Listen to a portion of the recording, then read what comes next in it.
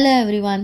தமிழ் சினிமாவில் பாடலாசிரியர், நடிகர் மற்றும் கவிதை எழுத்தாளராக தனது திறமைகளை காட்டி வந்தவங்க தான் ஸ்நேகன்.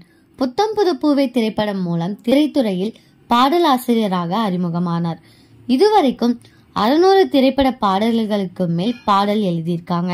50 திரைப்படங்களுக்கு மேல் பணியாற்றியிருக்காங்க.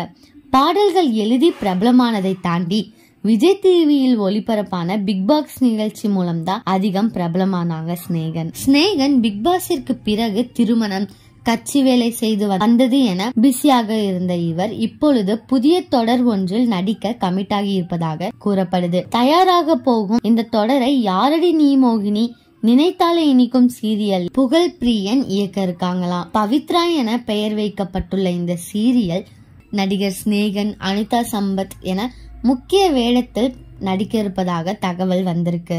இப்பொழுது இந்த விஷயம்தான் பாடலாசிரியர் ஸ்நேகனை பற்றி வைரலாகி போயிட்டு இருக்கு.